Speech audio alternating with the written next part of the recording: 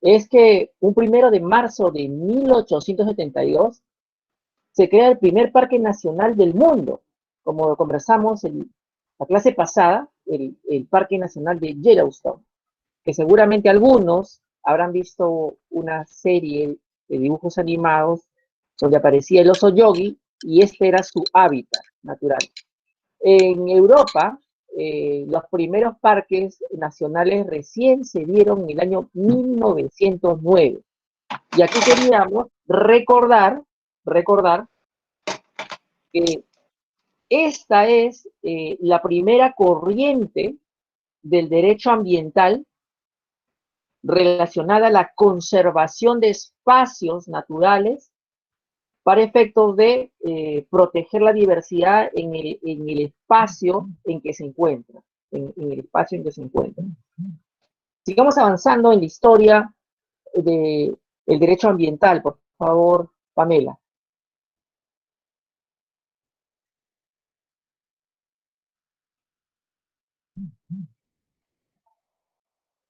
Bien, en la siguiente diapositiva encontramos un momento clave en el ámbito de la evolución del derecho ambiental porque encontramos probablemente el caso que consolidó el principio precautorio. Había una activista que se llamaba Rachel Carson, que escribió La Primavera Silenciosa, un libro que ustedes pueden bajar por internet y pueden leer. ¿Y de qué trataba este libro y por qué repercute en el curso y en la evolución de la disciplina?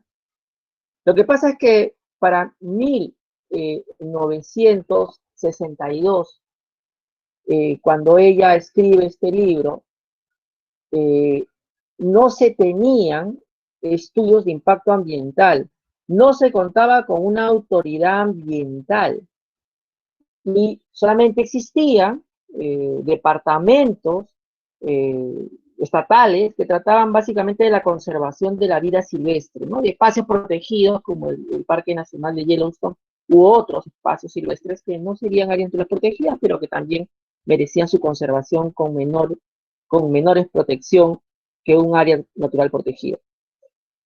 Ella descubrió que el pesticida DDT empezaba a ocasionar estragos en la diversidad biológica de Estados Unidos. Descubrió, descubrió fundamentalmente, descubrió fundamentalmente que era un químico muy tóxico y que, si bien es cierto los beneficios para la agricultura, el DDT produjo una gran revolución agraria en el mundo y en Estados Unidos, porque permitió matar los parásitos e insectos que se comían el maíz y otras plantas importantes para la habitación de las ciudades, pero sin embargo nunca nos preguntamos a qué costo. El DDT se difundió tanto en Estados Unidos, se fumigaba las escuelas, que se fumigaba lugares públicos, pensando que era inofensivo, inocuo, ¿no? Ella descubrió que no era así, porque no solamente mataba a los insectos que no queríamos, sino también aquellos que sí eran beneficiosos, como por ejemplo las abejas o las mariposas que polinizaban las flores. Y a su vez, eh, las larvas que estaban envenenadas y que podían comerse las plantaciones también eran comidas por los pájaros y estos morían, entre ellos la gran águila americana, águila calva. Entonces, ella señalaba que como una especie de introducción en su libro, que un día ya no va a haber ruido en la primavera y va a ser silenciosa porque todos los animales que hacen ruido ya no van a existir. Este libro, eh, que tiene una parte de ciencia y otra parte de activismo, marcó una agenda ambiental por primera vez en Estados Unidos y en el mundo, porque puso en cuestionamiento los impactos de la industria en la salud pública. Y como ustedes sabrán, en los años 60 y 70, los medios de comunicación en Estados Unidos marcaron la agenda política. Recuerden que fue el, el movimiento de los medios de comunicación lo que logró que la guerra de Vietnam finalmente parara al visibilizar las protestas sociales, o en los casos famosos políticos donde aquellos actos inapropiados que hacía el presidente al ser publicados o al ser difundidos traían la renuncia de un presidente muy famoso allá. Entonces, este era el primer caso donde a partir de una publicación y una muestra de un activista, Estados Unidos adopta la creación de la Agencia de Protección Ambiental, que básicamente sería como el Ministerio del Ambiente entonces, que básicamente sería como el INRENA que tuvimos y que ya no existe. Entonces, era la primera agencia de protección ambiental de América y probablemente del mundo. Y en 1972 se prohibió completamente el DDT porque tenía efectos nocivos. Luego se descubriría que tenía una vinculación con el cáncer. Lamentablemente, Rachel Carson nunca llegó a ver el resultado de su publicación, las consecuencias de su activismo, porque murió 2 años después de cáncer. Pero se le recuerda porque a partir de ese momento se empieza a generar el fundamento para el principio precautorio. En el libro no tiene certeza absoluta de que el DDT genera enfermedades en los seres humanos y muerte en los animales. Tenía indicadores, indicios, pero tenía certeza absoluta porque en realidad no había desarrollado una investigación tan profunda. Sin embargo, el principio precautorio te dice, es un principio fundamental en el derecho ambiental, que aunque no cuentes con todas las pruebas científicas necesarias, si existe el peligro de afectar la salud o el ambiente, yo debo adoptar una medida para protegerlo, sobre todo en los casos en que los daños pueden ser irreversibles. A partir de ahí se empieza a generar esta idea, ¿no? Primero con el pesticida DDT ya no se utiliza, es un pesticida cancerígeno. Siguiente, por favor, Pamela. Y hacia 1962, ojo, ya el mundo tenía conciencia del calentamiento global, de los graves impactos que la contaminación industrial y la contaminación de los vehículos traía en el ambiente, y empezaban a en televisión mostrarse sus efectos, y las personas empezaban a ganar conciencia ambiental. O sea, el tema de la preocupación medioambiental no es un tema nuevo, es un tema que ya tiene muchísimos años. Allí tienen una foto de Rachel Carson, joven, muere antes de los 60 años. Siguiente. Y en la evolución hemos pasado de 1962 al Perú de 1969.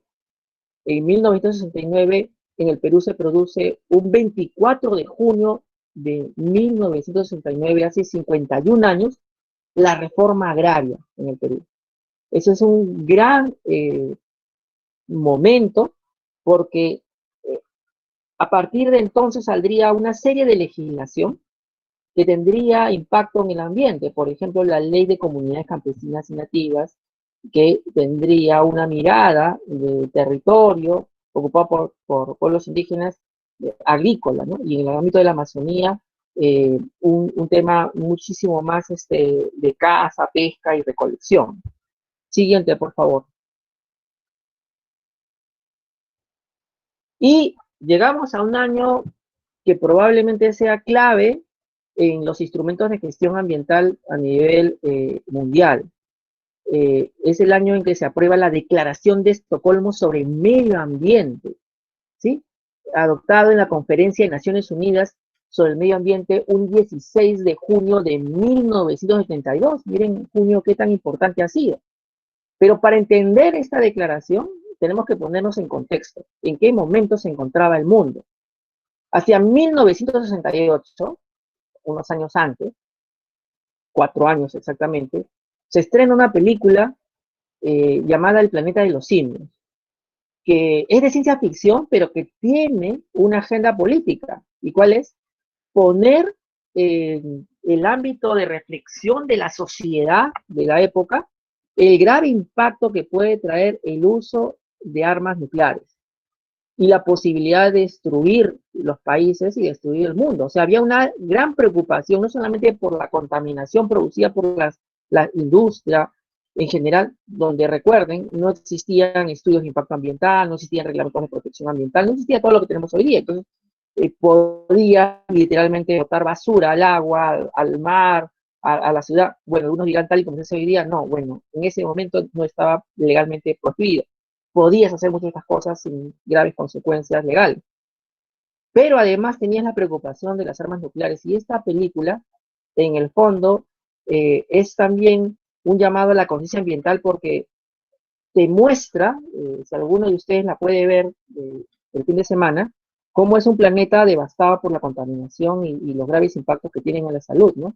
Y de pronto también hace una crítica a la mirada antropocéntrica, porque te pone al ser humano como responsable de los actos de contaminación que él provocó y llevó a la destrucción de su propia civilización. O sea, es una metáfora de una llamada a la atención que hoy día es muchísimo más vigente cuando tienes una pandemia y una serie de impactos por el cambio climático, ¿no? Esa es una gran metáfora. Entonces, teniendo ese contexto, se explica por qué se suscribe la Declaración de Estocolmo sobre el medio ambiente y por qué tenemos que leerla y estudiarla. Yo he señalado algunos párrafos que me parecen importantes. Por ejemplo, en el punto 3 dice, hoy día la capacidad del hombre de transformar lo que le rodea, utilizar con discernimiento, puede hacer que todos los pueblos los beneficios de desarrollo y que le ofrecen la oportunidad de ennoblecer su existencia. Aplicada de manera errónea, imprudente, el mismo poder puede causar daños incalculables al ser humano y a su medio ambiente. Entonces, eh, lo que quiero llamar la atención es que la mirada que tiene la declaración es una mirada antropocéntrica, o sea, señala la naturaleza que cuidarla porque de no cuidarla, nosotros mismos como sociedad vamos a ser impactados. Y por lo tanto, no hay una ética kantiana, por ejemplo, no utilitarista, que señale que yo cuide el ambiente porque debo cuidarlo en la medida de que, más allá de que me ofrezca algún beneficio, es mi deber moral. No, existe impregnada en esa declaración una vocación de cuidado solamente porque me es útil, ¿no? Y eso uno se percata al leerlo, ¿no? Siguiente, por favor, diapositiva, Pamela. Te pasaste unas cuantas. Me vas a tener que ayudar, Pamela, a leer porque no se lee muy bien de por acá. Creo que te pasaste, esa creo que, sí, ajá, sí. Y recordemos también, y yo he querido dejar acá también otro contexto que teníamos, que el 17 de junio de 1972 se produjo la renuncia de un presidente de Estados Unidos por primera vez en la historia. ¿Sí? Y bueno, me parece que eso también juega en el contexto de que se promueva este tipo de declaraciones en la medida de que Estados Unidos, no obstante ser el más industrializado y que pudo oponerse de pronto a la suscripción de esta declaración que iba a significar quizás mayores cuidados al ambiente, mayor reglamentación ambiental, no lo hizo porque tenía un contexto político probablemente muy complicado con el Watergate que ustedes seguramente en las películas y en los documentales. Y he señalado otro punto que esta declaración resalta, ¿no? El crecimiento natural de la población plantea continuamente problemas relativos a la preservación del medio ambiente y se deben adoptar las normas y medidas apropiadas según proceda para hacer frente a esos problemas. De todas las cosas del mundo, los seres humanos son lo más valioso. Eso es lo que quería llamar su atención. O sea, el ser humano es el centro de atención y eso tiene un problema que te da un enorme poder para poder transformar la tierra a lo que tú quieras para tu propio provecho. O sea, esta declaración es tremendamente antropocéntrica. No digamos que me opongo al antropocentrismo, pero sí creo que tiene que haber un equilibrio entre el biocentrismo y el antropocentrismo, porque cuando es muy marcado tiene graves consecuencias, ¿no? Solamente pienso en mi especie. Ellos son quienes promueven el progreso social, crean riqueza social, desarrollan la ciencia y la tecnología, y con su duro trabajo transforman continuamente el medio ambiente humano.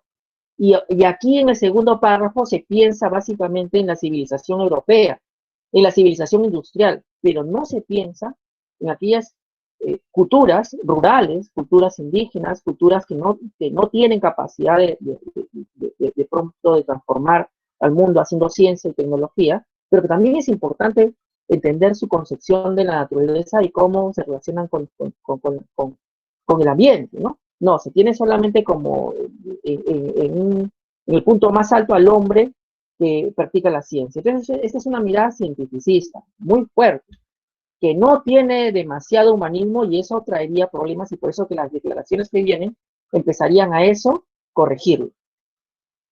El último punto que quería resaltar acá es el principio 1, que quisiera que Pamela lo lea, por favor, así con la voz que te conocemos, Pamela.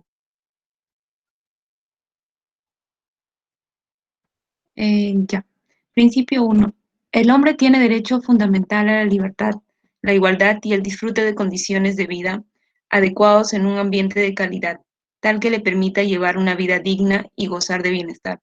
Y tiene la solemne obligación de proteger y mejorar al medio ambiente para las generaciones presentes y futuras. A este respecto, las políticas que promueven o perpetúan el apartheid, la segregación racial, la discriminación, la opresión colonial y otras formas de opresión y de dominación extranjera quedan condenadas y deben eliminarse. Es importante para entender el curso, para hacer una tesis, para hacer una investigación y comprender también lo que estamos viviendo, que el derecho a un ambiente adecuado, su concepto, podríamos decir que se consolida en 1972, ¿no? Y prácticamente como está planteado, pasa a las constituciones del mundo, incluyendo la peruana, y a los códigos medioambientales. Eh, Vean ustedes cuánto se parece esa definición a la que tenemos nosotros, ¿no? Es interesante ver esa mirada. Ahora, también hay un sesgo evidente, porque no se piensa y no se habla allí de los animales, después los indígenas, nuestra relación, sí, es verdad.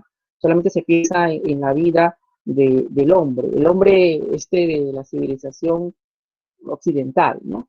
El otro tema importante que antes de pasar a la siguiente diapositiva me parece necesario eh, señalar es que eh, probablemente en este artículo también se encuentra el origen de lo que entendemos por desarrollo sostenible, entendido del concepto bajo el cual yo debo aprovechar los recursos que tengo en el presente pensando en dejarle algo a las generaciones futuras. O sea, esta, de alguna forma, razón de sostenibilidad que marca la agenda ambiental también aparece acá. Entonces aparece el derecho a gozar, a preservar el ambiente, a gozarlo, y también el derecho y la obligación y el deber de aprovechar de manera sostenible los recursos naturales y para no agotarlos y no dejar sin nada a la generación que viene. Ese es un poco el gran aporte de la declaración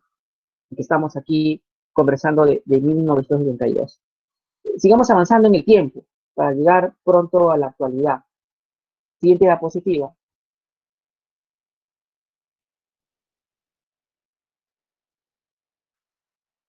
Esta diapositiva me parece que, a ver, me he pasado una, me parece, creo, Pamela. Sí, estamos en la 8. Creo que, ajá, 7. ¿Puedes subir un poco?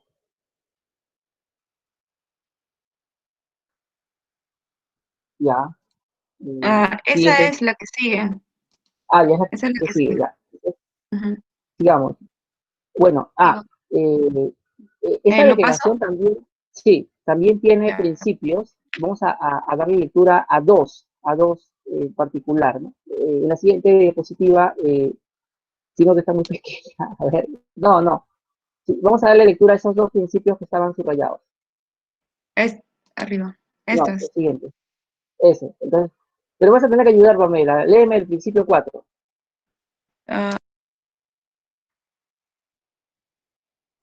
Dice, el hombre tiene la Ya. responsabilidad especial. La responsabilidad especial de preservar y administrar juiciosamente el patrimonio de la flora y la fauna silvestre y su hábitat, que se encuentran actualmente en grave peligro por una combinación de factores adversos. En consecuencia, al planificar el desarrollo económico, debe atribuirse importancia a la conservación de la naturaleza, incluidas la flora y la fauna silvestre. Ya, yo quiero que allí se detengan y noten algo importante, algo fundamental. Miren, el concepto que se utiliza en la declaración es de naturaleza, o sea, al cúmulo de recursos naturales no se les trata como recursos, sino se les da una especie de personalidad, una especie de concepto que los engloba. El término naturaleza en la legislación peruana es muy escasa. En raros documentos los encuentran. Normalmente utilizan el término recurso natural. Es más, en la Constitución Política del Perú no se encuentra el concepto de naturaleza, la palabra naturaleza. Entonces es interesante cómo el hombre va a de pronto fragmentar el concepto de naturaleza y lo va a convertir en recursos naturales.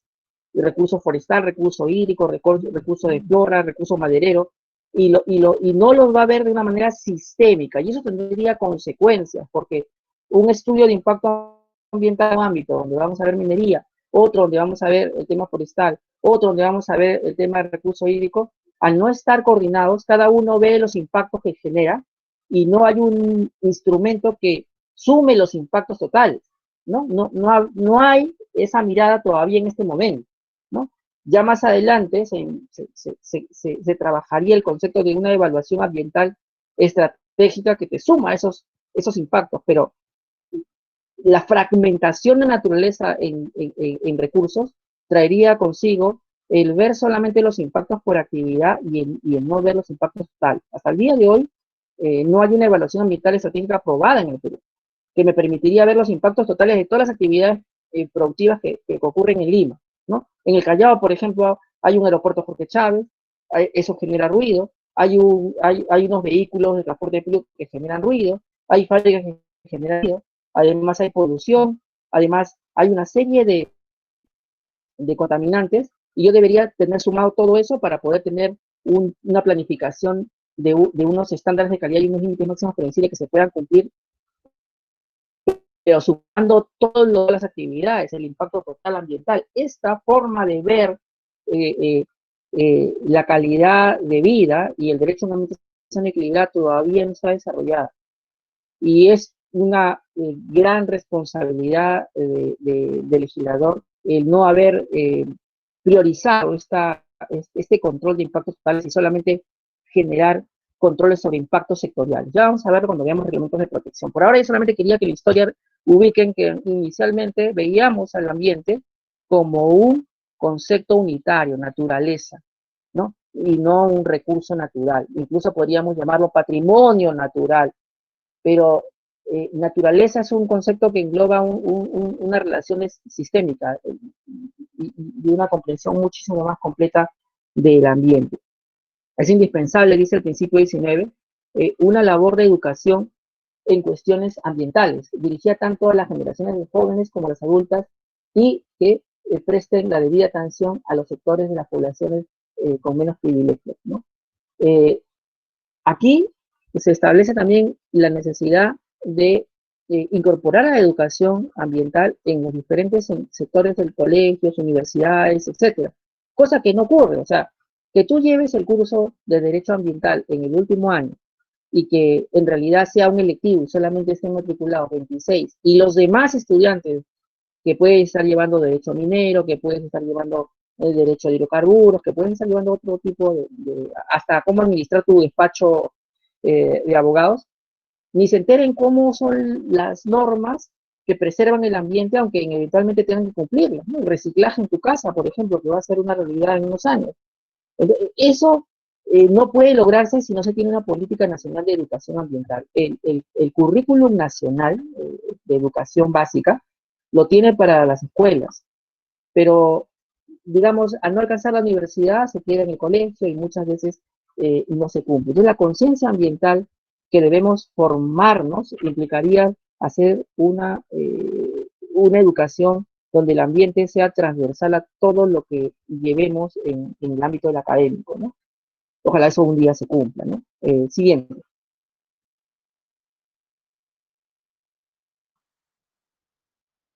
A 9. Y aquí el principio 26, vamos a leerlo, si me lo agrandas un poquito, Pamela. Es preciso librar al... no lo puedo leer, a ver si tú lo lees, Pamela. Sí, profesor. Es preciso librar el hombre a su medio ambiente de los efectos de las armas nucleares y de todos los demás medios de destrucción en masa. Los estados deben esforzarse por llegar pronto a un acuerdo en los órganos internacionales pertinentes sobre la eliminación y la destrucción completa de tales armas. Es interesante, ojo, contextualizar que el tema medioambiental en los años 70 está vinculado al tema del manejo de las armas nucleares. O sea, la gran preocupación de los 70 fue el uso de armas nucleares que dé como resultado una destrucción del medio ambiente y de los seres humanos, similar a lo que pasó en Japón en la Segunda Guerra Mundial. Esa era la agenda medioambiental y se articulaba increíblemente con la agenda de los pacifistas, ¿no? Que no querían y no querían saber nada de guerra, ¿no? Me sumo a esa lista, ¿no? Pero también se incluía al tema de derecho internacional. Por eso es que el desarrollo más importante del derecho ambiental, primero es en el derecho internacional ambiental y luego llega al ámbito nacional, porque tenía una conexión muy fuerte con el ámbito de la diplomacia y el uso el tema de las armas de destrucción masiva. Ahora, en aquellos años, también quiero recordarles contextualmente, se producía en el Perú una primera gran reforma educativa, probablemente la más importante de la historia reciente del Perú. En 1972, el 21 de marzo, el gobierno de Velasco decreta la reforma educativa. La idea central de la ley estaba inspirada en los escritos de Augusto Salazar Bondy, el máximo filósofo de ese momento del Perú, sobre la educación y cómo generar una conciencia crítica de la realidad y, y promotora de la transformación de las relaciones de dominación que caracterizaban a la sociedad peruana. La ley también quiso vincular la educación con el proceso productivo, para lo cual creó la educación básica laboral como opción de educación básica regular. Y en esta educación básica regular estableció que cuando tú salías del colegio podías tener un oficio, ¿no? Un oficio de carpintero, de repente de construcción civil, de mecánica, etcétera. Pero también tenías una carrera comercial, podrías ser oficinista, secretario, etcétera, ¿no? También podías desarrollar carreras técnicas, ¿no? Agrícolas, zootecnia, acuicultura, otro. Entonces, el país en ese momento, a lo que hay que recordar es se aprestaba a aprovechar sus recursos naturales, no tenía el nivel de explotación que tiene, y por eso en las escuelas se promovían oficios que fueran a aprovechar los recursos naturales, la naturaleza vista como una posibilidad de salida a el tercermundismo en que nos encontrábamos, ¿no? Era el medio, ¿no? Uno de los temas que me parece interesante recordar de este momento es que el punto más polémico de la ley fue establecer el uniforme único y blanco y gris para los estudiantes de las escuelas públicas y privadas. Allí es donde se establece el uniforme que algunos de ustedes quizás han visto a sus papás en fotos usar, ¿no? Ustedes yo creo que ya no usaron en muchos casos. El otro hecho que se produjo, aparte de la reforma educativa, en aquellos años, y que tiene que ver con la declaración, es la crisis pesquera de 1992. O sea, fuimos el país que pudo extraer una mayor de pescados y transformarlos en harina de pescado. Sin embargo, luego de haber depredado el mar, se hundió esta industria. ¿Por qué? Porque no tenía instrumentos de gestión ambiental que se desde los 80, de que una actividad productiva sin un debido manejo ambiental no era sostenible. No era sostenible, iba a fracasar. O sea, podía llegar al primer puesto, podía llegar al primer puesto de espárragos, podemos llegar al primer puesto de paltas. La pregunta es a qué costo. Si no tenemos agua en Ica y la agotamos y la gente toma, ¿a qué costo? O sea, digamos, si industrias agroexportadoras no tienen instrumentos de gestión ambiental que también piensen en la gente que está cerca de él y que el agua tiene como prioridad el uso doméstico humano y no necesariamente industrial, pues vamos a tener serios problemas. En Chile ya los tienen desde hace muchos años. Pasemos a otro momento de la historia. A otro momento de la historia de la gestión ambiental del mundo y del Perú, ¿no? Vamos a la siguiente diapositiva, Pamela.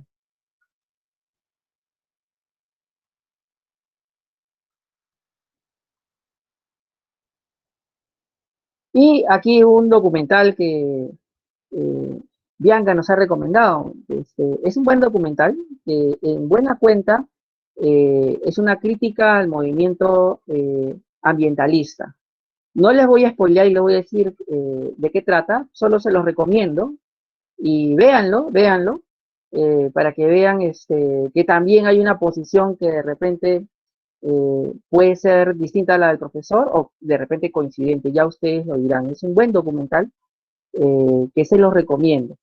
Y yo quiero que aquí aprecien que las letras del documental son muy similares a la película que yo les mostré el 68, que es El planeta de los simios. No es casual la referencia, ¿no? Tienen algo en común, y es el tema de cómo el ser humano está conservando y la naturaleza y en general el planeta Tierra, y cómo es que tenemos posibilidades de un verdadero desarrollo sostenible, ¿no? ¿Existirá eso? ¿Será posible? Esa es en el fondo la pregunta de este documental. Siguiente.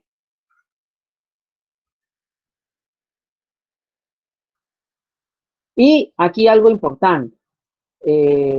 Una de las preguntas que alguien que estudia derecho minero un día me hizo fue, ¿y cuándo aparecen los estudios de impacto ambiental? ¿No? Y bueno, la respuesta es dolorosamente muy tarde, ¿no? Cuando ya habíamos, las grandes revoluciones industriales en el mundo ya se habían producido cuando aparecen los estudios de impacto ambiental. Es recién en 1976, en Francia, que se aprueba esta ley 76629, relativa a la protección de la naturaleza, donde se empieza a regular los estudios de impacto ambiental. Le sigue Estados Unidos en el 79, donde se aprueba un reglamento para hacer obligatorio los estudios de impacto ambiental en los proyectos de inversión públicos. Le sigue en ese orden Brasil, que para las grandes represas exigía estudios de impacto ambiental en el año 79. Y recién en la Comunidad Europea, ya como comunidad, no como país en particular como Francia, en 1985 se empezó a exigir a los países miembros estudios de impacto ambiental.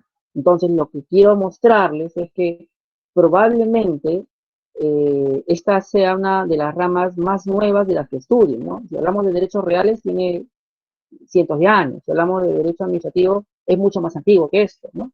Y cualquier rama de derecho que hayan estudiado probablemente es más antigua que el derecho ambiental, que podríamos decir que es reciente data, ¿no? Que es reciente data, muy nuevo, ¿no? Siguiente. Y aquí un hecho histórico fundamental que cambiaría probablemente la velocidad en que los estados exijan estudios de impacto ambiental en el mundo, ¿no? Este momento es el 26 de abril de 1986. No nacían ustedes. Tu profesor sí estaba y era probablemente un adolescente en aquella entonces, pero sí lo recuerdo. Fue un hecho que, a pesar que no era universitario, lo recuerdo muy bien porque dio la vuelta al mundo y lo veías por televisión y veías las víctimas y veías documentales que no eran de hace años, eran de esas fechas. Recuerdo poder haber visto en televisión a los bomberos que fueron y acudieron a apagar este fuego radioactivo, ¿no? Por eso creo que marcó la vida de muchas personas y que marca la agenda en el ámbito de derecho ambiental, porque a partir de ahí se hace mucho más necesario de que la industria, no solamente aquella que trabajaba con elementos radioactivos, empiece a tener estudios de impacto ambiental, porque el accidente de Chernóbil afectó no solamente a Rusia, a la URSS existente en ese momento, sino a un montón de partes de Europa y el mundo, porque la lluvia ácida, lo, lo, los, lo que se lleva en la atmósfera, la radiación, recorrió buena parte del mundo y hubieron muchos afectados.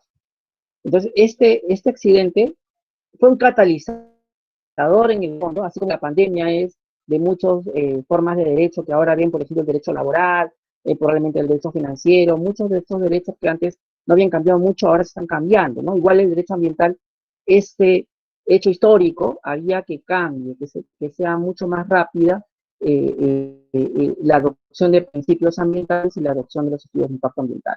Sigamos adelante, Pamela.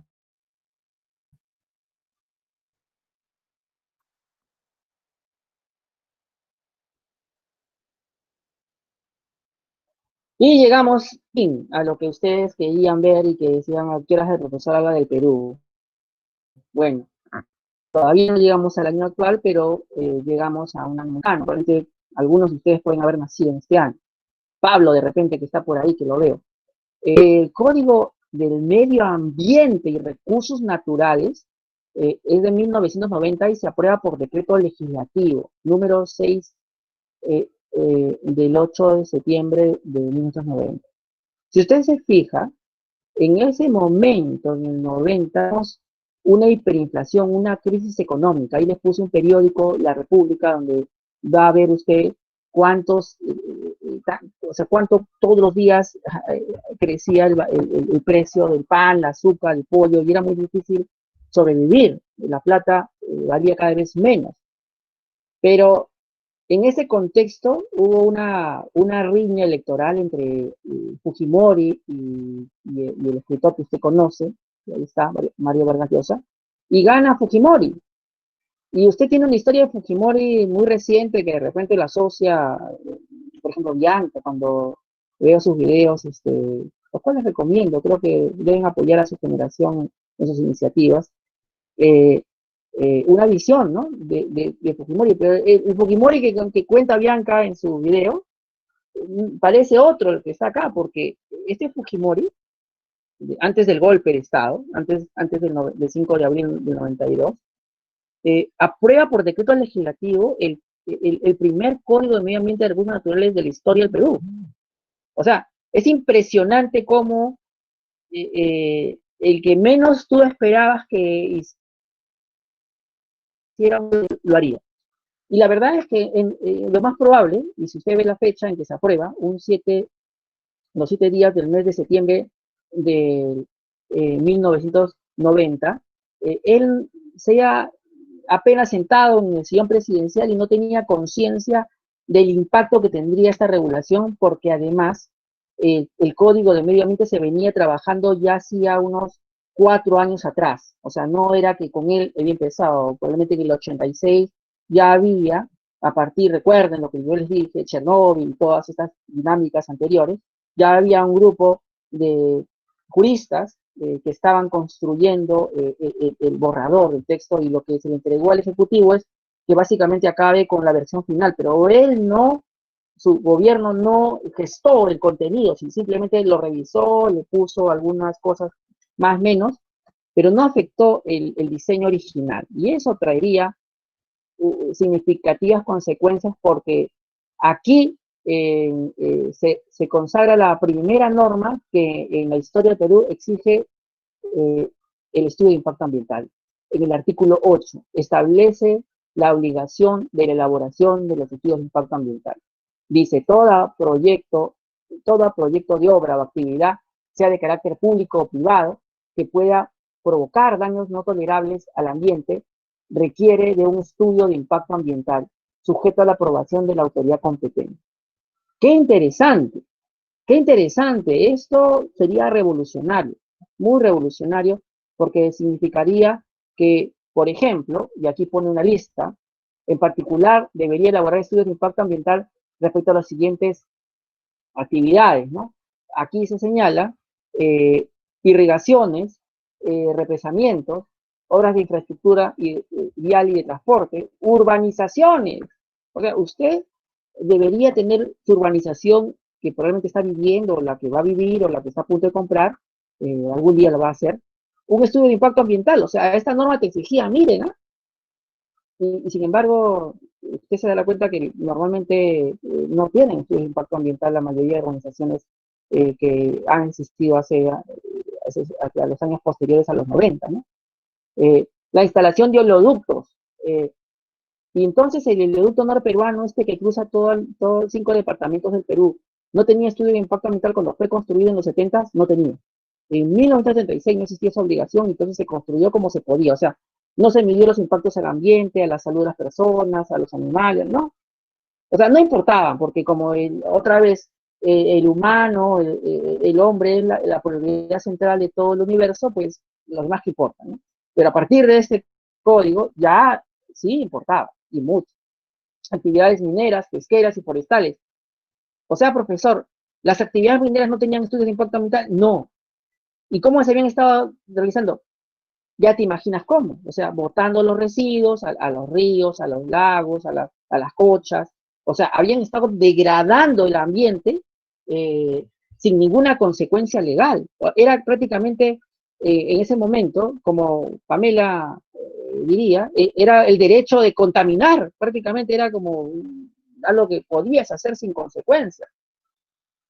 Eh, También podías aplicarlo a obras y actividades permitidas en áreas naturales protegidas. O sea, eh, cuando yo realizaba una actividad industrial en un área natural protegida, pues aparentemente no había necesidad de poner un estudio de impacto ambiental y eso era muy grave, ¿no? Industrias químicas, petroquímicas, metalúrgicas, siderúrgicas, eh, construcciones y ampliaciones de zonas urbanas, empresas agrarias. Es impresionante porque no había nada y el código te pone las bases para que estas actividades tengan que ser necesariamente eh, aprobadas y que continúen con estudios de impacto ambiental.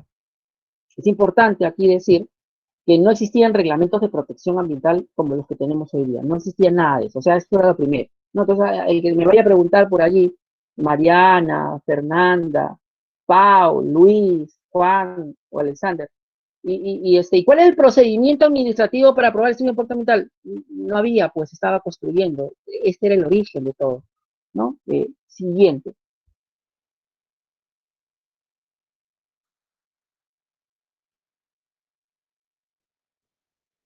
Y Pamela nos lleva en este viaje en historia del derecho ambiental a la parte quizás más memorable del Código de Medio Ambiente y Recursos Naturales. Miren, el código no crea los principios ambientales que allí se consagran ya estaban siendo discutidos en el derecho internacional ambiental. Lo que hacemos como buenos peruanos que somos es ganarle el vivo a la sociedad internacional y aprobarlos antes que ellos lo hicieran. Les recuerdo, y a los que no, les comento, que la Declaración de Río que consagra los principios de derecho ambiental se aprueban en el año 1992, o sea, 2 años después. O sea que los peruanos lo inventamos, no. Lo que pasa es que ya se estaban discutiendo, ya hacía muchos años, y que faltaba la suscripción de esa declaración. Como ya conocíamos eso, los juristas en ese momento tuvieron la inteligente idea de incorporarlos ya a nuestra legislación peruana. Entonces, aquí encontramos en el título preliminar el derecho a un ambiente saludable y equilibrado, ¿no? Toda persona tiene el derecho irrenunciable a gozar de un ambiente saludable, ecológicamente equilibrado y adecuado para el desarrollo de la vida, asimismo a la preservación del paisaje, la naturaleza, y todos tienen el deber de conservar dicho ambiente. Yo quiero que noten algo importante. Lo primero que tienen que notar es que el texto es muy similar al que tenemos en la Constitución del 79 y a la Constitución del 93, ¿sí? Incluso muy similar, y ya lo vamos a ver, al artículo 1 de la Ley General del Ambiente. Pero hay unas pequeñas cuestiones que lo hacen muchísimo mejor redactado. Una de las más importantes es que hablan que este ambiente sea adecuado para el desarrollo de la vida, no de tu vida, no de su vida, o sea, del humano, ¿no? Sino de la vida. Esto no está consagrado así en la Constitución Política del 93, o sea, aquella que se aprueba 3 años después del Código. Y es interesante. Lo otro que resalto es que aquí se mantiene el concepto de naturaleza e incluso hablan del paisaje, o sea, estamos entendiendo al ambiente como algo sistémico, como algo más completo, y no se le fragmenta en recursos, no se utiliza el concepto recursos naturales más, no aparece, ¿no? Aparece la palabra ambiente y naturaleza. Y luego se dice, es obligación del Estado mantener la calidad de vida de las personas a un nivel compatible con la dignidad humana.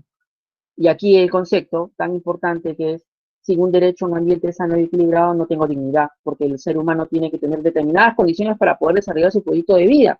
Este concepto lo va a desarrollar el Tribunal Constitucional, pero yo creo que más mirando el Código de Medio Ambiente que el propio Ley General del Ambiente, donde el concepto de dignidad humana no aparece así como tan claro como en este código, ¿no? Sin embargo, en una interpretación sistemática entre el artículo 1 de la Constitución y la Ley General del Ambiente, llego a la dignidad humana, pero acá estaba, ya consagrado.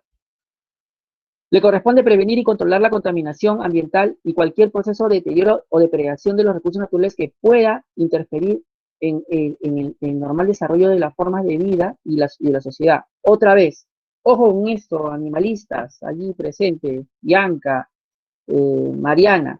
Aquí con este texto yo podía defender a los toros, podía defender al pato que no lo ejecuten cruelmente jalándole el cuello, porque claramente el texto te lo decía, ¿no? Te lo decía muy, muy claro, ¿no? O sea, decía que puedan interferir en el normal desarrollo de toda forma de vida y de la sociedad, toda forma de vida.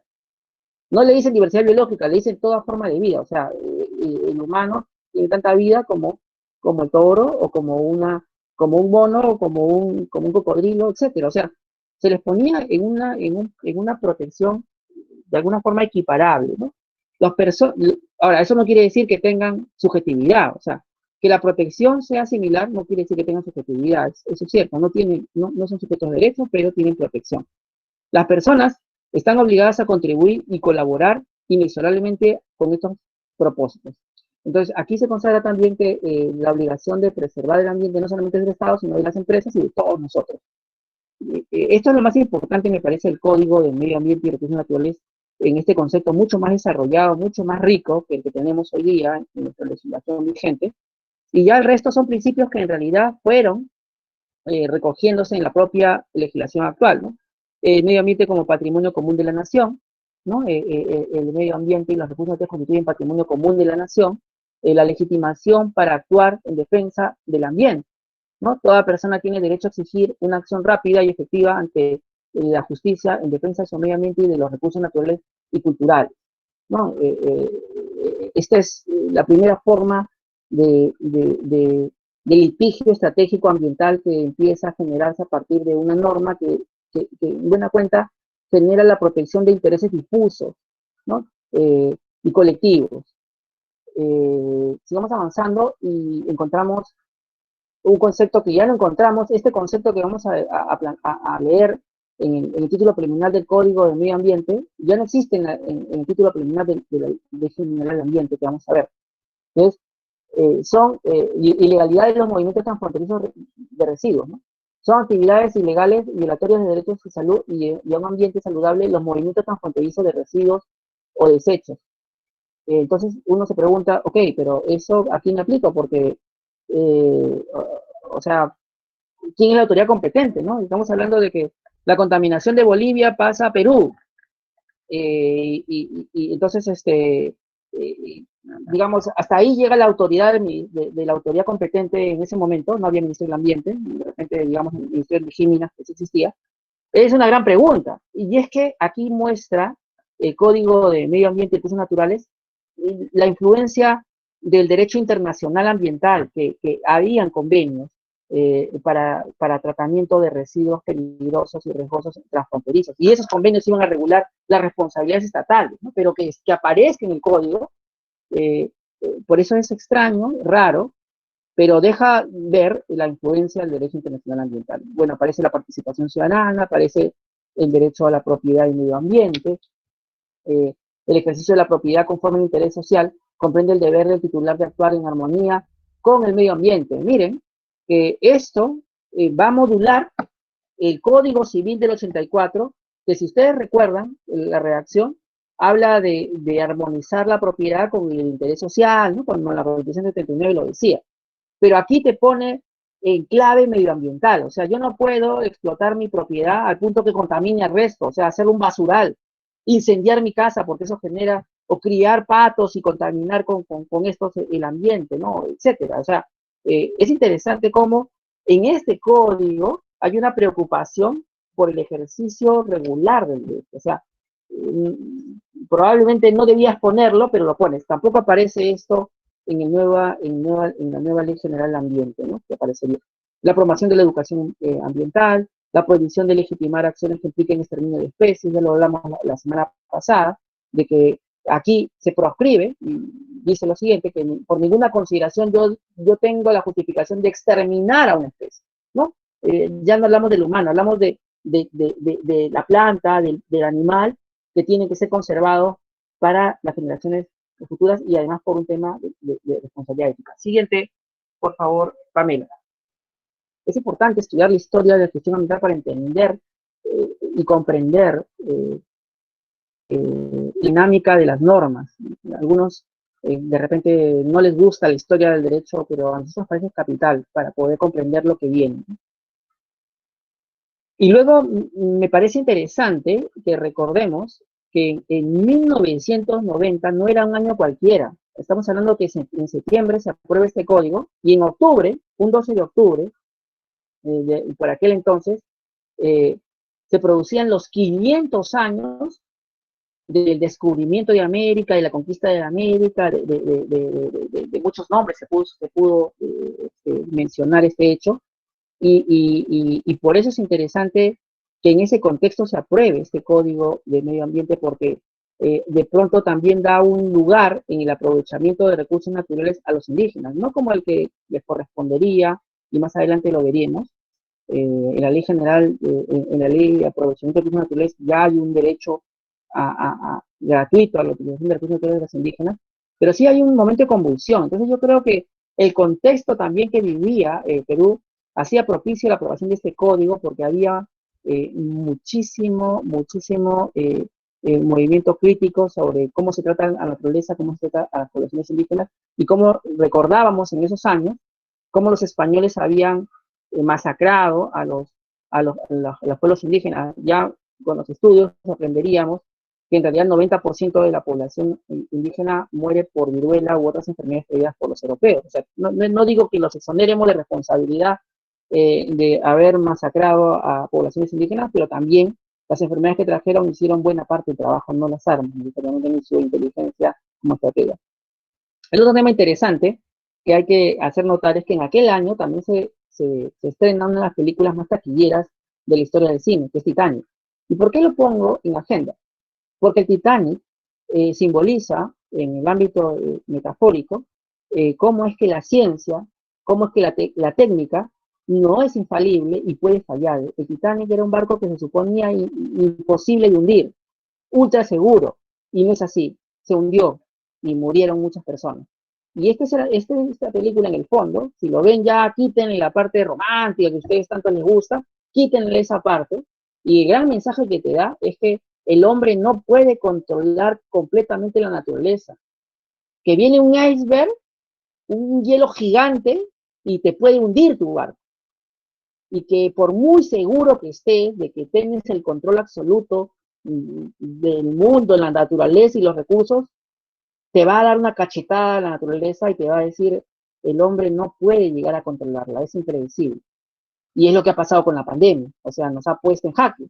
Y es lo que pasó con el Titanic, o sea, fue la primera avisada a principios del siglo XX de que el hombre tendría que tener mucho más cuidado cómo tratar a la naturaleza y cómo no subestimarla. La subestimamos en la Titanic y la subestimamos en el ámbito de la pandemia cuando no tuvimos cuidado en el tráfico de animales y en la zoonosis que se podía producir entre enfermedades de animales y, y, y, y seres humanos.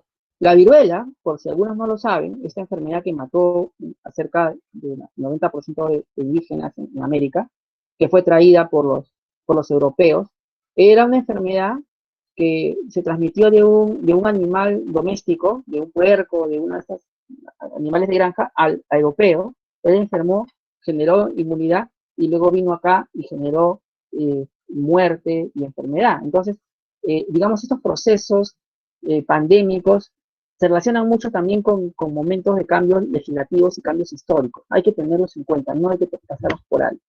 Siguiente, por favor.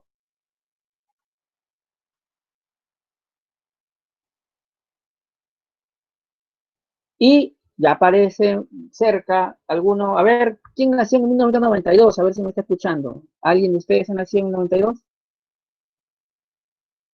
Nadie. Mariana, Pablo,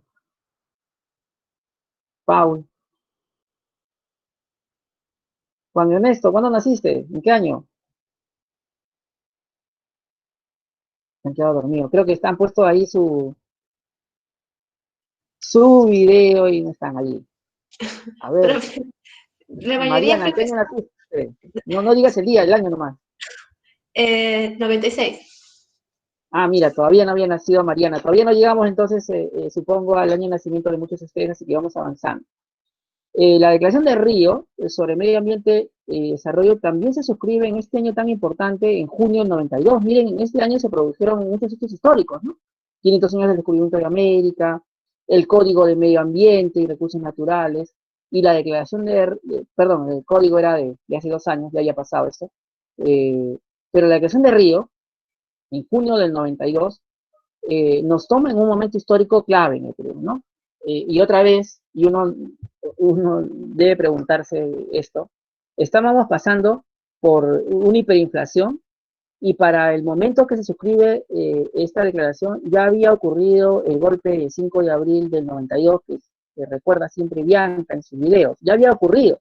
Entonces, uno se pregunta por qué un gobierno que está dando un autogolpe va a suscribir una declaración de derechos humanos, que en el fondo es la declaración de Río, dando derechos a los ciudadanos cuando tienen las banquetas afuera, ¿no? Y en pleno proceso de constituyente para la nueva constitución, que se puede inspirar en estos principios y hacerla bien ambientalista, ¿no?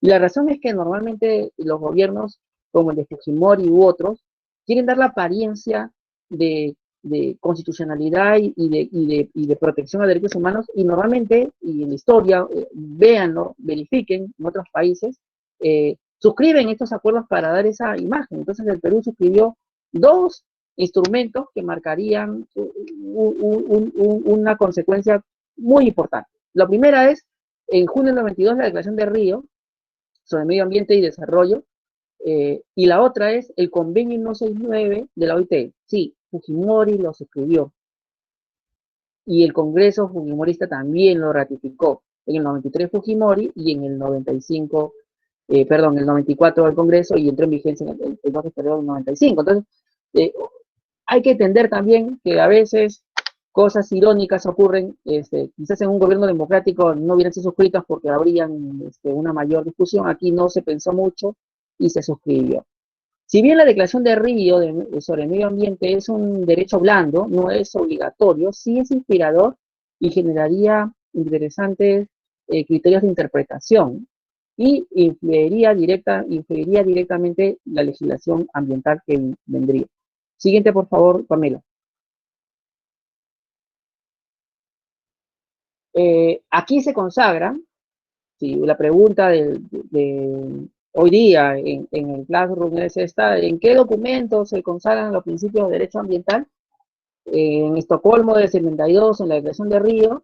La respuesta en realidad es la Declaración de Río, porque ahí se conceptualizan muchísimo mejor los principios, ¿no? Y se tiene mucho más claridad. Y uno de los primeros principios que se consagra es el equilibrado, el derecho a participación ciudadana, el derecho a prevención de costos, el derecho de responsabilidad ambiental, la obligación de tener estudios de impacto ambiental. una barbaridad que impacta, ¿no? ¿En qué instrumento internacional se dice que los estudios de impacto ambiental son obligatorios para las políticas de inversión? La declaración de riesgo. ¿Sí? Esta es el instrumento que... y he subrayado algunos, porque no podemos explicarlos todos, ¿no? La clase es muy corta, lamentablemente no tenemos 2 horas y media. El principio 3, y ahí la leyendo, ¿no? Antes que me rompe el ojo acá con esa letrita. A ver, el 3. El derecho al desarrollo debe ejercerse en forma tal que responda equitativamente a las necesidades de desarrollo y ambientales de las generaciones presentes y futuras. Aquí uno descubre que el concepto de desarrollo sostenible que ya vimos en Estocolmo, y ya estaba allí, aquí se recoge y se consagra como un derecho al desarrollo. Este derecho al desarrollo, que en el fondo es un desarrollo socioeconómico, es un paradigma que regiría hasta el día de hoy. Porque la gran pregunta que uno se hace el derecho al límite en que la sociedad tiene Profesor, su audio se está que ya no puede entrecortando. hacer un punto. Ahora me escuchas. Ahora, Sí, sí. Sí, ¿vame profe. ahora? Sí, profesor. Bien. Lo que le estaba planteando aquí es que el derecho al desarrollo genera una gran incógnita para los 20 años que vendrían. Si el derecho al desarrollo socioeconómico tendría un punto límite, un parámetro, un momento en el cual ya no deberíamos seguir creciendo porque podría ser perjudicial, ¿no? Vamos a poner una metáfora quizás muy grosera. O sea, yo no puedo comer la cena, 20 platos porque me harían daño, ¿no? O sea, la sociedad económicamente su PBI, sus recursos naturales y la población que tiene dentro de esta no debería tener un punto de equilibrio de crecimiento para no agotar los recursos y vivir en una determinada calidad para los servicios básicos necesarios. Este desarrollo económico en verdad te ofrece esa gran igualdad. ¿Cómo voy a garantizar que los recursos de hoy no los tenga las futuras generaciones si yo no también controlo mi crecimiento económico? Entonces aquí hay un tema muy filosófico y muy principista para desarrollar, ¿no? También creo, en mi posición personal, que ese desarrollo, que es el derecho al desarrollo, involucra también el control de ese desarrollo. O sea, no solamente es desarrollarte hasta un desarrollo que puede haber un parámetro para evitar que sea de alguna forma consuma todos sus recursos en un punto o genere una crisis sanitaria producto de sobrepoblar las ciudades, ¿no? Como la de Lima, por ejemplo, ¿no? Entonces es un punto interesante que no es un derecho que aparezca así planteado, solo aparece en la Declaración de Río, pero que se recoge probablemente en el principio de desarrollo sostenible, que sí lo tenemos en el código, en la legislación. El siguiente principio que he subrayado es el principio 10. El mejor modo de tratar las cuestiones es participación ciudadana. O sea, aquí en esta Declaración de Río, antes que Escazú, que tanto hablan de Escazú, la Declaración de Río fue la primera que consagró la participación ciudadana, y Escazú es un poco un debate mucho más amplio de las consecuencias que implica tener a la población presente en el desarrollo de los estudios de impacto ambiental, territorial, estratégicas, etc. Siguiente, por favor, Pamela. Como ven, yo no voy a explicar cada artículo porque se supone que también ustedes tienen que leer, ¿no? Yo solamente estoy colocando los más importantes. Si no, no acabaríamos la clase. El principio 15 dice así, con el fin de proteger el medio ambiente, los estados deberán aplicar el criterio de precaución. Aquí, en el principio 15, se consagra el principio precautorio, aquel que te dice lo que Carson ya había planteado antes, que aunque no tenga el conocimiento científico total, si es que se va a producir un daño irreversible a la salud o al ambiente, yo debo adoptar medidas de protección efectivas, ¿no? Aquí se plantea y se recoge en la Ley General del Ambiente y ya se había recogido también en el Código del Medio Ambiente. En el principio 10 se habla del principio de internalización de costos, o sea, algunos le llaman el que contamina paga. Me parece que es un término poco feliz, pero también se le conoce así, que implica que toda actividad productiva económica genera riesgos al ambiente, a la sociedad y a la salud pública. Y esos riesgos, para controlarlos, las medidas de mitigación tienen que ser adoptadas por el titular del proyecto. Ejemplo, si yo soy centro comercial y el desarrollo de mi actividad va a implicar que pueda haber mayor contagio en el ámbito de la población de COVID-19, yo tengo que costear todo aquello que implique minimizar ese contagio al mínimo. No voy a poder anularlo porque siempre puede haber la posibilidad, pero al mínimo. Y entonces, ¿quién debería ser quien costee posibles contagios de los trabajadores de un centro comercial? El centro comercial, las tiendas que están allí ubicadas, no el trabajador, no el consumidor, ¿no? Eso tendría que quedar claro. Por ejemplo, pongamos el siguiente supuesto. La señorita de caja donde Fernanda fue a comprar, o donde Paul fue a comprar, donde Luis fue a comprar, tenía COVID-19 y él quería sus zapatillas último modelo. Y resulta de que la tienda descubre que tiene COVID, nadie tiene la culpa de ese COVID, no hay que sentirse culpable por eso, yo puedo tener, tú lo puedes tener. Sin embargo, tendría una obligación el titular de esta actividad comercial de llamar a la persona e informarle y tomarle su prueba, porque quien generó el riesgo fue la tienda, quien está ganando dinero es la tienda. Esto que parece no estar asociado al curso, está asociado, porque en un momento como esto, los centros comerciales sí requieren un estudio de impacto ambiental y si lo tienen una modificación para controlar la posible proliferación del COVID-19. Y es algo que el presidente de la República no ha dicho hoy día. O sea, tú quieres funcionar como Plaza Lima Norte, como lo que usted tenga al costado de su distrito, bueno, tendrás que hacer un estudio de impacto ambiental para el control de este impacto a la salud pública. No puedes funcionar como estabas funcionando hasta el día de hoy. Ya no tenemos ese contexto. O sea, tu actividad comercial promueve una potencial fuente de contagio. Así ingresen la mitad, el 50%, igual. Y tienes que adoptar medidas que sean eficaces y eventualmente no solamente medidas para prevenir, sino para controlar, para compensar.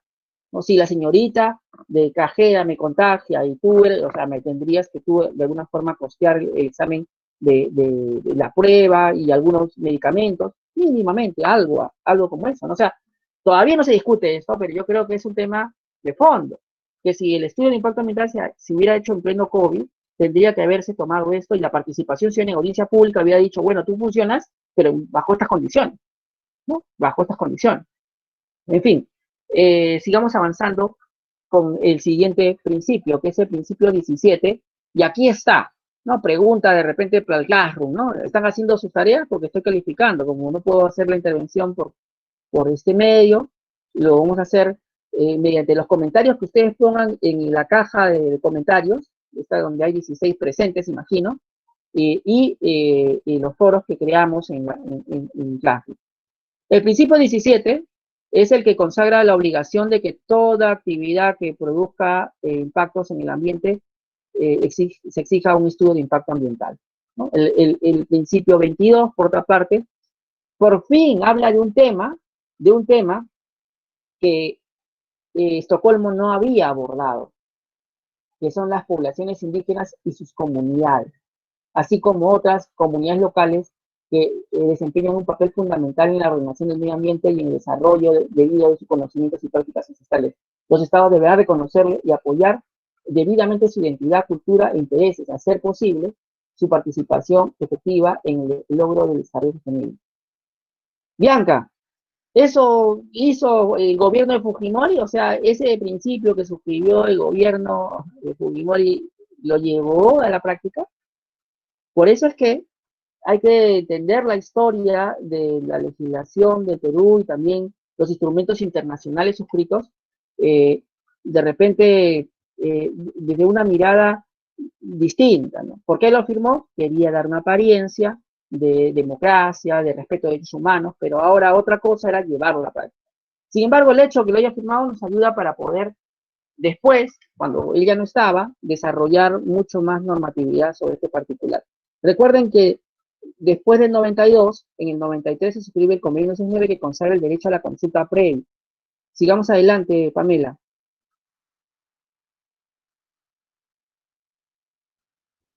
Por fin llegamos allá al momento en el que ya muchos de ustedes ya estaban bien grandecitos. El año es el 2005. Estamos en Lima el 13 días del mes de octubre del 2005. Ese día, el Congreso de la República aprueba la Ley General del Ambiente, la Ley 28611, que está vigente, ¿no? Que está vigente, que es la que ustedes van a revisar eventualmente. Lo interesante, y aquí algo interesante para entender por qué la ley es como es, para entender por qué su contenido es tan distinto al Código de Medio Ambiente y a la propia Declaración de Río, hay que comprender que la Ley General del Ambiente no fue promulgada por Toledo, no fue promulgada por el presidente que había llegado luego de que se derrumbaba la autocracia de Fujimori. O sea, ¿ves algo irónico, Mariana, Fernanda, Pamela, que Fujimori haya promulgado el Código de Medio Ambiente y Recursos Naturales, pero sin embargo Toledo, el embanderado de los cuatro suyos, no le haya dado la gana de aprobar la Ley General del Ambiente, que fue promulgada por el Congreso de la República? Y eso no es casual, porque el sector empresarial se resistía a que se incorporen una serie de artículos que no habían estado contemplados en la legislación anterior. Fundamentalmente, entre otras, porque el articulado de la Ley General del Ambiente es muy grande, pero la que mayor debate trajo y resistencia tuvo, es la regulación de la responsabilidad civil por daño ambiental, porque ya se estaba consagrando la posibilidad de que si un titular de un proyecto generaba daños ambientales, tenía que responder, ¿no? Entonces, este debate en si la carga de la prueba, eso que ustedes les ha enseñado mi amiga Eugenia Ariana, gran profesora, o profesor Jairo Ciesa, excelente maestro, o Espinosa en su momento, Juan, pues la carga de la prueba, si era de carácter de la víctima o de carácter de titular del proyecto porque está en mejor condición de probar, o si la responsabilidad era subjetiva, o sea, por dolo culpa, o si la responsabilidad era objetiva por un factor de garantía, era lo que se discutía y no se pusieron de acuerdo. Y como no se pusieron de acuerdo, el modelo de la Ley General del Ambiente consagra todos los factores de atribución que les ha aplicado el profesor Ciesa o el profesor Juan Espinosa, ¿no? O Vidal, no sé quién les está enseñando ahora el curso de responsabilidad civil. Todos los factores están. Para entender esto, la única forma de entender es el contexto. El contexto es que los ambientalistas tiraban por la responsabilidad objetiva y los del sector productivo tiraban por la subjetiva, porque si no me demuestras que yo lo hice por culpa o dolo, no te voy a pagar. Entonces decían, no, hay riesgos objetivos. No puedes tú todo querer probarlo de esta forma porque es una prueba diabólica y muy costosa y los ciudadanos contaminados. Caso Choropampa, recuerden que para ese momento, para el año 2005, ya había pasado una de las grandes tragedias de la historia de la gestión ambiental, el derrame de Choropampa, que fue en el 2001, y que dio lugar al pleno casatorio civil, ¿sí? De años después, ¿no? Ya, todavía no se había resuelto ese caso, donde recuerdo, pero ya se sabía por noticias lo que había ocasionado. Entonces, esta experiencia nefasta hacía que se debata sobre responsabilidad objetiva y subjetiva en el ámbito del código, perdón, de la Ley General del Ambiente. Sigamos adelante, Pamela.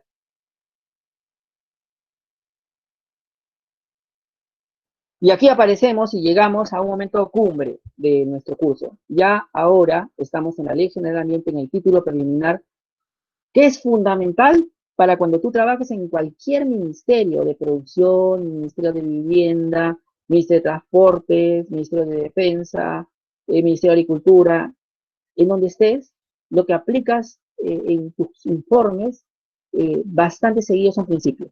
Los principios generales del derecho ambiental, que son estos. El primero es el del derecho al deber fundamental a un ambiente sano y equilibrado, del derecho al acceso a información, del derecho a la participación en la gestión ambiental, del derecho al acceso y la justicia ambiental, del principio de sostenibilidad, del principio de prevención, del principio precautorio, del principio de integración de costos. Siguiente, por favor.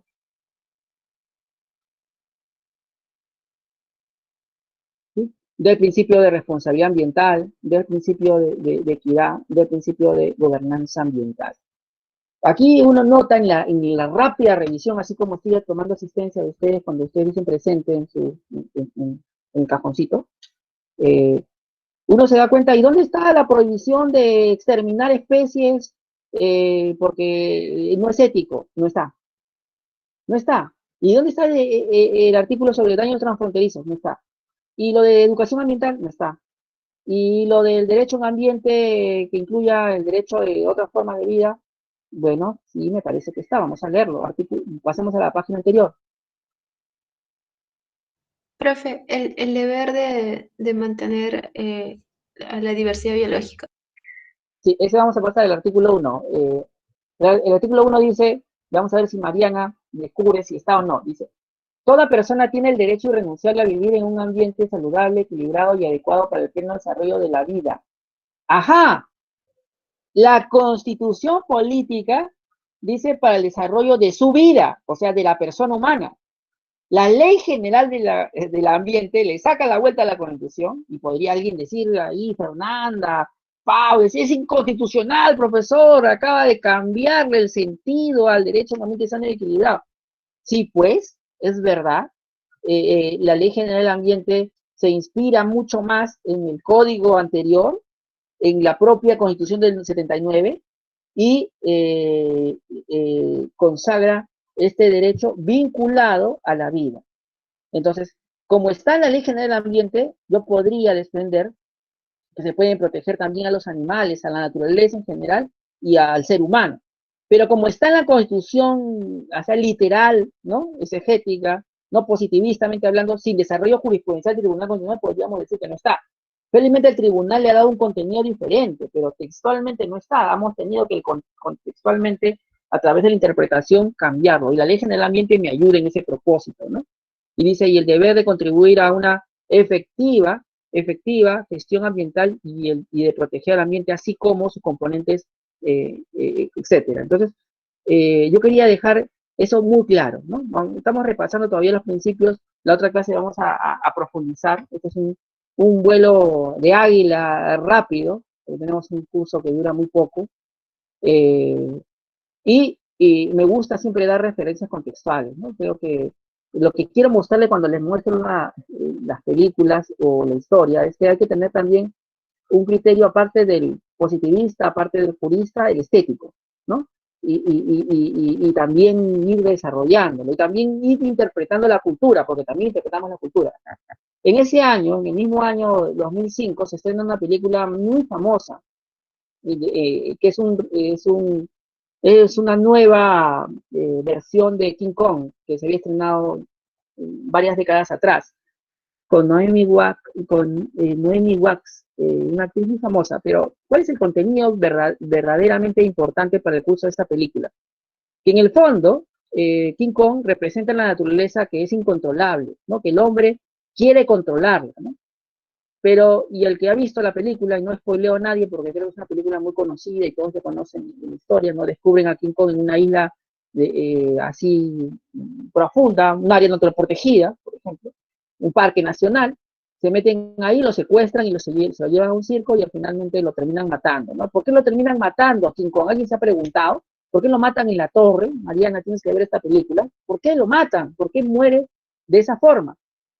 Y la razón es porque es una metáfora que el ser humano trata de domesticar a la naturaleza, trata de imponer su voluntad sobre el ambiente, y cuando no lo logra, la destruye.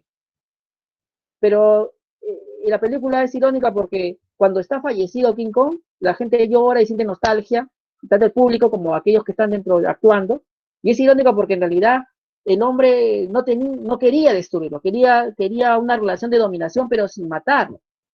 Pero como no tengo una relación espiritual, cultural, generada con el ambiente, sino solamente utilitarista, que me sirva para mi propósito, y aquí el ejemplo es magnífico porque a King Kong se lo llevan a la ciudad para diversión, para placer, para que igual que una corrida de toros, o una pelea de gallos, o una jalada del cuello de un pato, me divierta.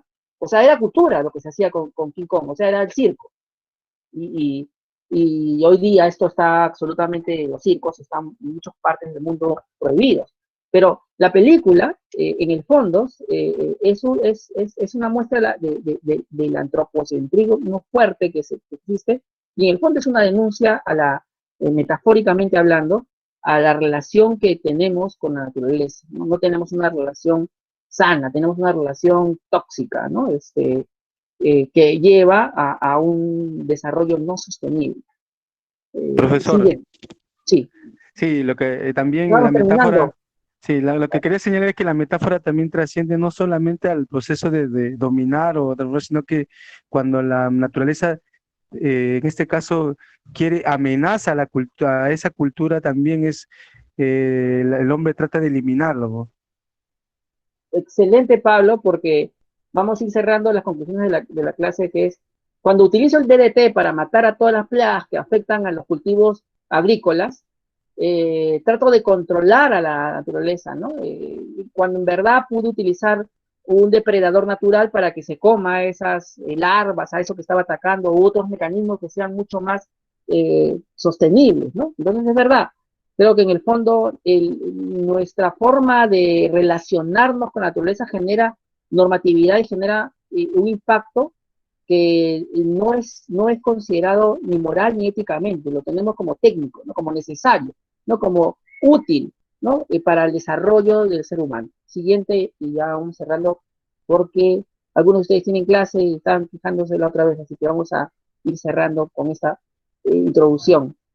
Es difícil avanzar un curso tan complejo como este, como lo quiero hacer, dándoles contexto y también dándoles aspectos jurídicos. Para el año 2014, vamos a ir llegando, no se preocupen al estado actual de las cosas, el Perú vivía una evolución, una crisis económica producida porque el precio de los metales había bajado. Y el Perú es un país minero, habían bajado el precio de los metales.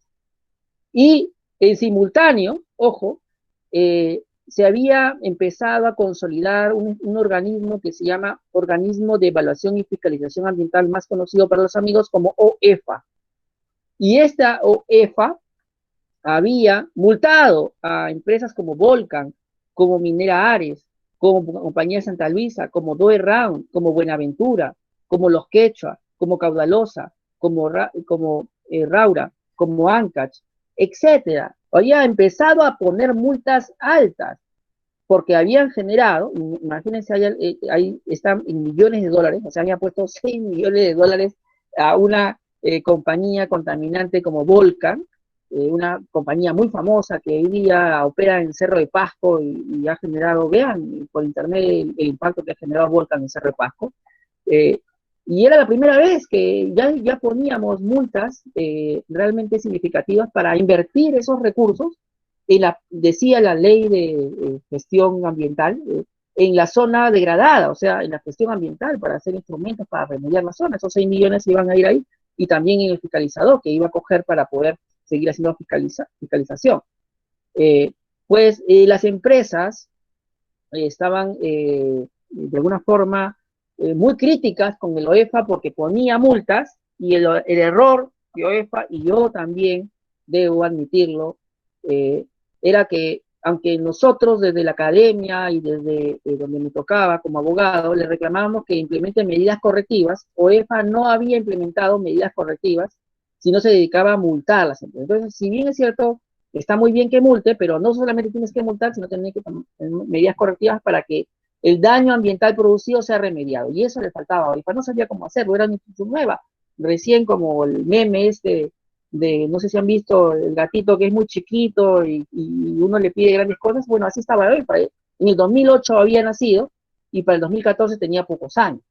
Entonces, lo único que había aprendido, porque los funcionarios públicos que habían llegado a OEFA eran Indecopi, multar, y no sabían que no se una medida correctiva, porque ninguno, pregunten, tenía una especialidad en ciencias ambientales, ni siquiera hablo de una maestría, de un doctorado, siquiera una formación de pregrado, o al menos llevar el curso de Derecho Ambiental, nada. O sea, entonces sí sabían hacer multas porque habían aprendido sancionador en Indecopi, donde me parece para esos años la mejor institución en desarrollo de procedimientos sancionador, así como los reguladores también tenían buenos sancionadores, o Sinermin, o Citel, SUNAS.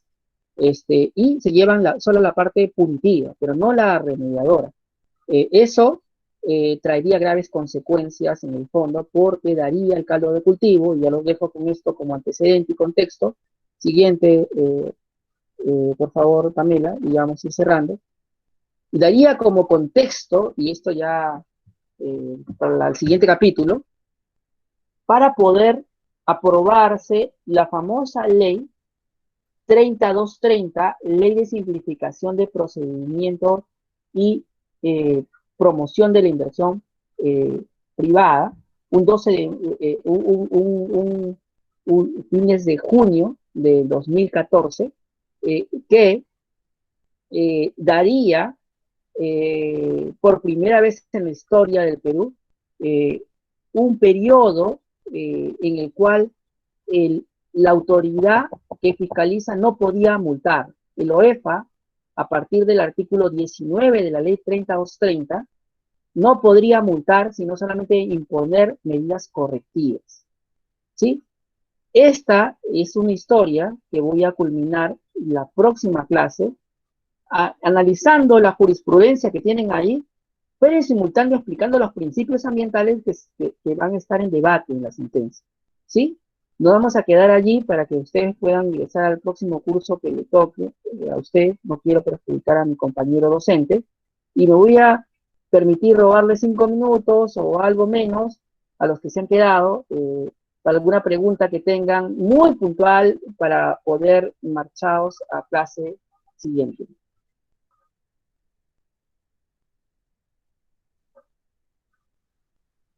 Entonces, profesor. Sí. Mariana. No, primero mi compañero Pablo. Pablo. Sí, profesor. Justo se me había quedado en el aire el término que usted utilizó cuando señalaba que la declaración de Río era una declaración en la cual se manifestaba un derecho blando. ¿A qué se refiere con respecto a ello? Que la Declaración de Río no es como un tratado, como un convenio que es licencia obligatoria al Estado y que el incumplimiento de este podría acarrear responsabilidad internacional. No es de esa categoría. Es de la categoría le dicen derecho blando, en inglés, donde se fue Bianca, tengo clase, pero tiene no me gusta utilizar inglés, me gusta decirlo derecho blando más porque no es vinculante, es simplemente principista, ¿no? Y sin embargo, siendo principista, la Declaración de Río es una de las declaraciones que mayor impacto ha tenido en los países del mundo para desarrollar legislación ambiental. ¿Alguna otra pregunta? Mariana, ¿o alguien por ahí? Ya vamos cerrando. Solo, profesor, que el año 2016, si no me equivoco, había leído como una nota de que la OEFA estaba perdiendo más facultades. Era, era a partir de algunos decretos, si no me equivoco, pero supongo que ya lo vamos a ver más adelante. Solo como que dejaba la idea de que, o sea, además de que no pueda multar, creo que también se le ha estado recortando algunas facultades. Sí, vamos a verlo en la próxima clase, pero es verdad, también se le quería quitar el aporte por regulación que tenía también como uno de los mecanismos para recaudar fondos. Sí, es verdad. Vamos a verlo en la próxima clase, pero es una buen aporte. Profesor, una Sí, ¿quién es pregunta hablando? bastante Juan, breve. Yo, sí, ¿cómo está? breve. ¿Qué es lo que define a un instrumento de derecho suave? Es decir, tengo entendido que en el derecho internacional ambiental esto es bastante común encontrar cláusulas como en la medida de lo posible, procurará, en las posibilidades, según convenga. Es decir, como que términos que más o menos flexibilizan la aplicación de un instrumento. ¿Eso es lo que define un instrumento suave? ¿O es que se llama acuerdo? ¿O es la propia naturaleza que ellos digan en su preámbulo? Más allá de que pueda poner condicionales, porque recuerda que el protocolo de San Salvador también tiene algunas cláusulas que pueden ser condicionadas, ¿no? Por esa progresividad del cumplimiento de algunos derechos sociales, económicos. Lo que define que sea de carácter blando es el hecho de que sea una declaración, o sea, principista. Es una aspiración de todos.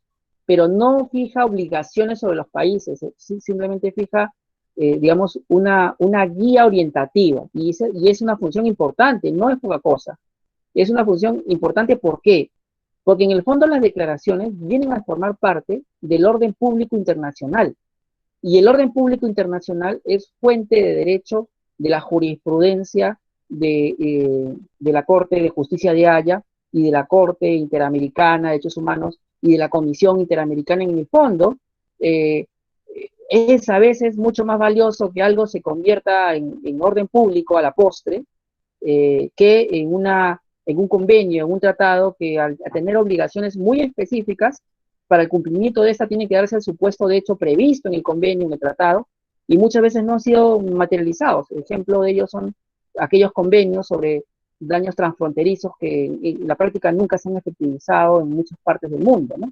Y sin embargo están suscritos y no han logrado ningún resultado. Entonces, me parece por eso importante la declaración de Río, también está la declaración de Naciones Unidas sobre los derechos de los pueblos indígenas, que no obstante ser una declaración, el Ministerio de Cultura, por ejemplo, la ha acogido en nuestra regulación. Entonces, si tú la acoges en tu regulación, lo que lo hace vinculante al funcionario público es que ya forma parte de tus documentos de aplicación, de interpretación del sentido de una norma. Entonces, las declaraciones, en conclusión, sirven para interpretar los instrumentos que sí son obligatorios, y sirven también para interpretar legislación interna, y sirven también para, como fuente última de derecho para poder generar cambios en la regulación nacional e internacional.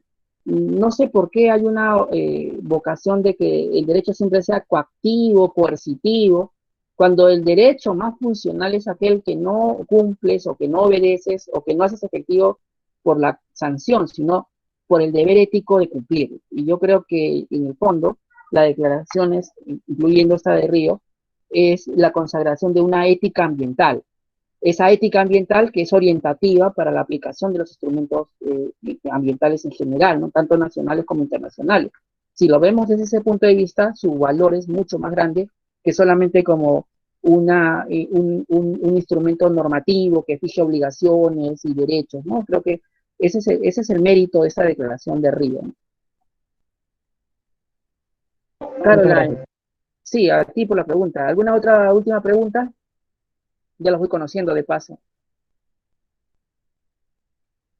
Bien, un último comunicado para todos. Después de la rectificación, vamos a tener con Pamela que reunirnos para poder asignarle sus temas de investigación.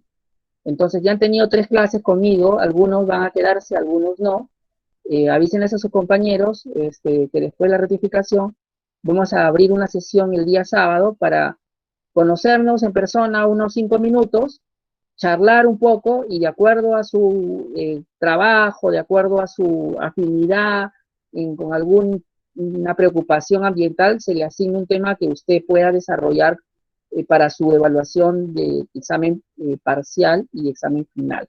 Así que vayan pensando en ese tema y vayan separando de repente en la mañana de un sábado posterior a la ratificación un tiempo. Nos vemos, vayan a clase y cuídense mucho.